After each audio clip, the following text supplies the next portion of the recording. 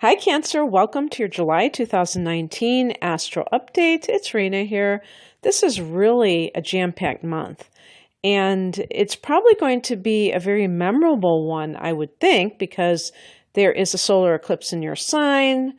There's a lunar eclipse in your opposite sign in Capricorn. We have two new moons in July. We have the new moon in Cancer, which is in the form of the solar eclipse, but then at the end of the month, we have another new moon in Leo. And there's also the fact that many of you are having your solar returns, your birthdays in July. So happy birthday to all Cancerians. So the month, it's almost like symbolic the way that the month starts, because on the very first of the month, Mars goes into Leo. Now, Mars is very active, and it's kind of like going towards something. And in Leo, a fire energy, there's this sense of urgency. There's this sense of passion, of going after what you want. For you, Leo is your second house of earned income.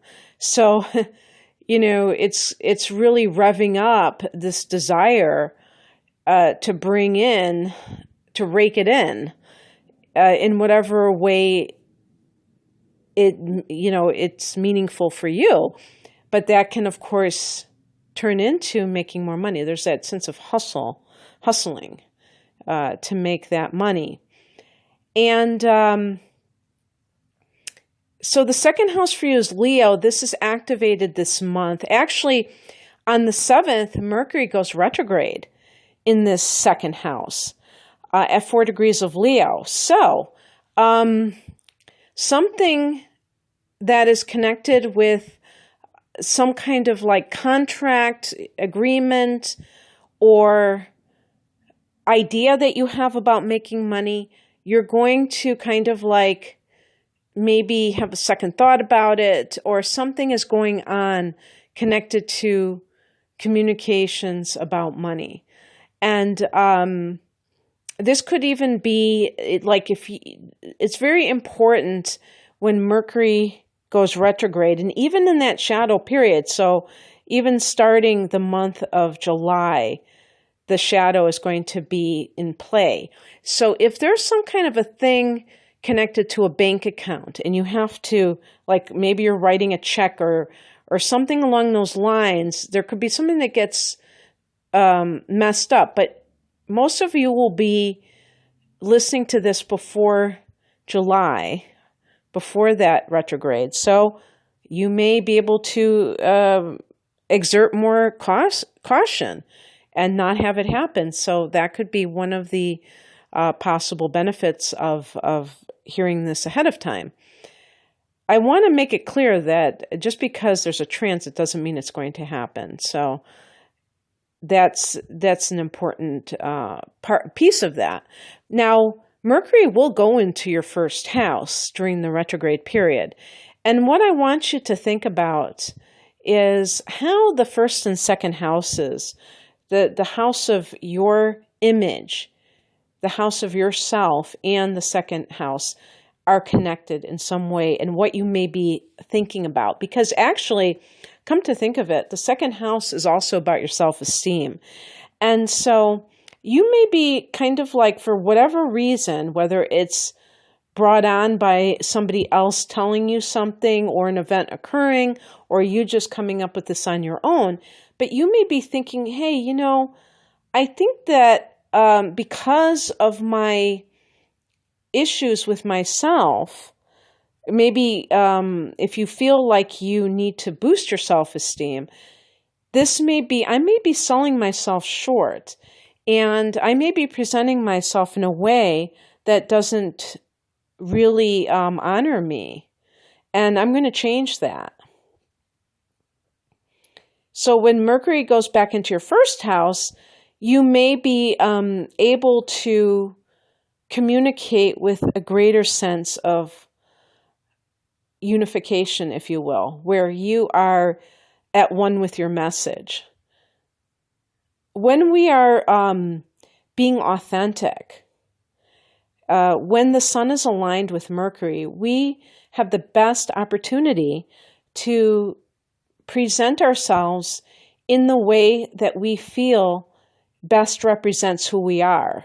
And when I say who we are, I mean in this lifetime, not like our soul's essence necessarily, because your sun sign is, what has been assigned to you in this lifetime. It's not your eternal identity, but it is part of it right now. So in a worldly sense. So what we came here to become in a worldly sense, we can communicate that, and then other people can understand us better. And you might say, well, how does that benefit us? Well, if you're trying to get a job,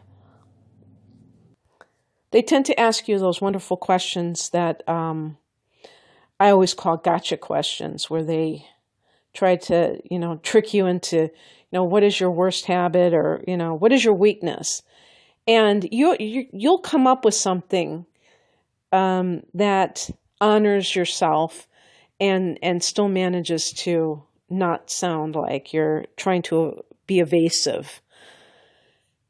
And, just in terms of, or even if you're dating or something and the other person wants to get to know you better, well, you can do that when Mercury is in the same sign as your sun.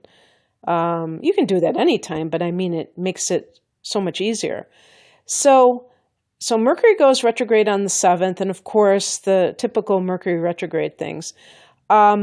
But I'm kind of getting ahead of myself, because when I wrote down this list, I actually inserted it in the wrong place, because this is really important. We start the month with Mars going into Leo. Then the very next day, there's a solar eclipse at 10 degrees of Cancer, and that's your first house. So solar eclipses are very powerful new moons, and so here it is, your solar return. You have your new moon of the year, and it just so happens to be a solar eclipse. And so this, of course, is the first house, and it's really ushering in a new,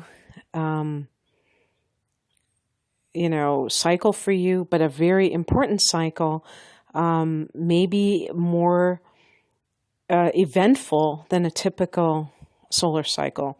By the way, if you're born around the 2nd of July, then this will in particular be a memorable year, because your birthday is going to be in conjunction with the solar eclipse. It doesn't have to be exactly on the 2nd. It could be, within a few days. Either way, maybe even the 30th of June, or up to the 4th of July or so. So, talk about setting intentions. This is on steroids. So you do it. See what happens. I'm not one of those people. I'm pretty down to earth. And I'm not like trying to make it out like, these things will definitely manifest for you, but why not? Try it. Experiment. See if you being intentional makes all the difference. And then the very next day we have Venus going into your sign. So that again is going to give you appeal, but Venus is the attractor. So Venus can be money. Venus rules the 7th house of committed partnership, but it also rules the 2nd house of earned income. So it has that connection with money.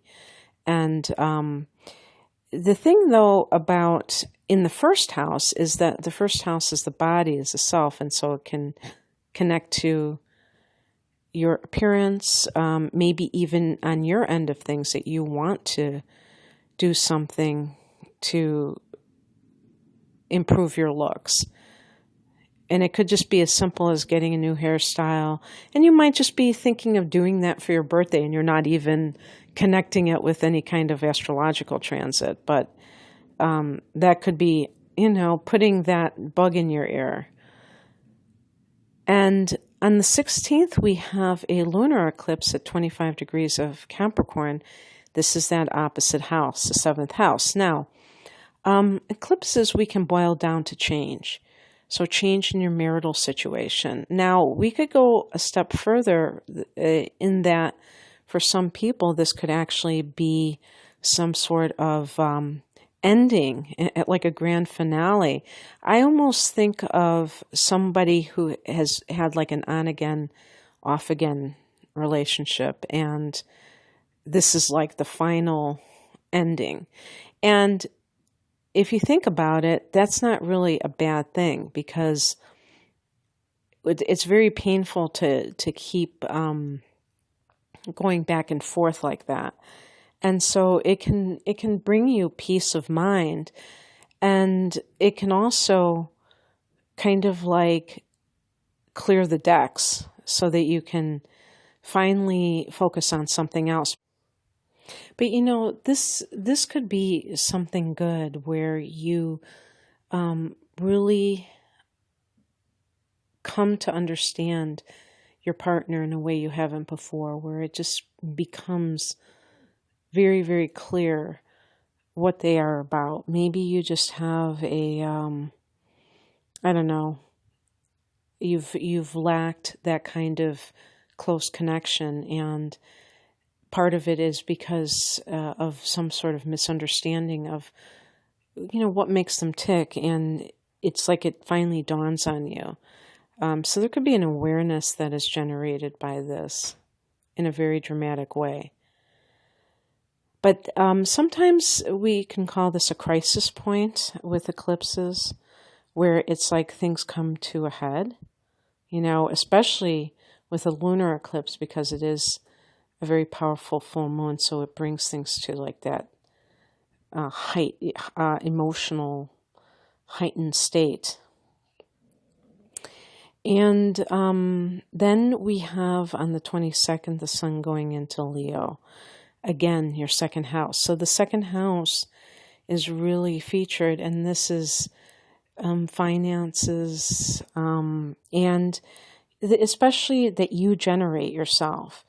And so this can be very creative. This can be something where you are confident about being able to bring these things in.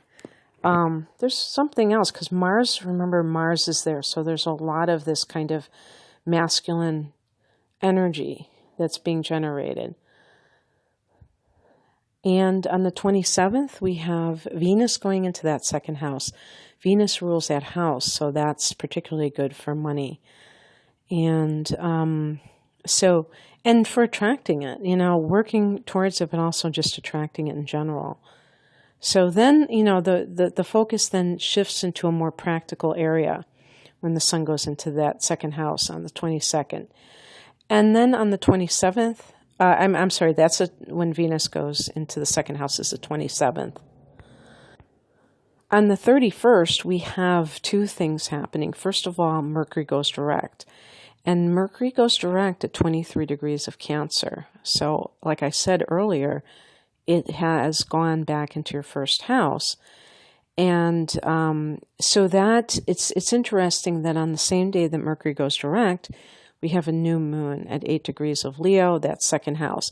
Now, sometimes you can draw the conclusion that a new moon in the second is going to somehow connect with a new job, where you have a new source of income, for instance. But it could be a new income stream, or just a new financial situation in some way.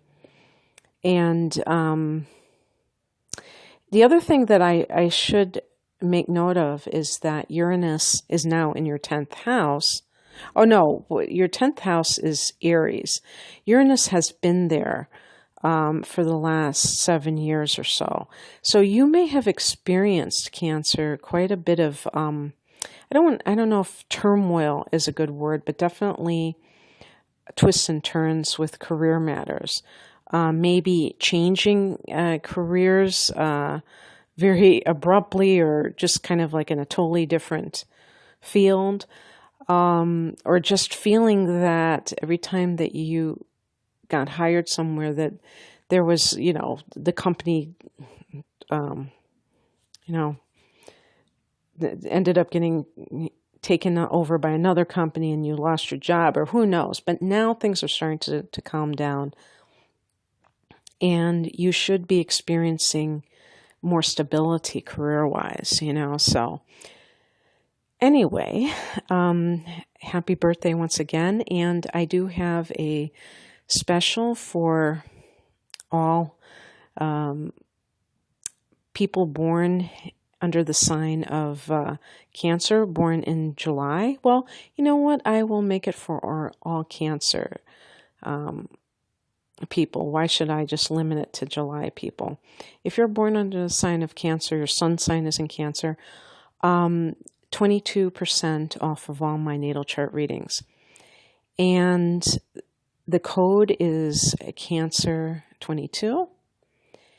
And the link to that particular reading is going to be below. And happy birthday again, and enjoy the quite the roller coaster ride. Bye.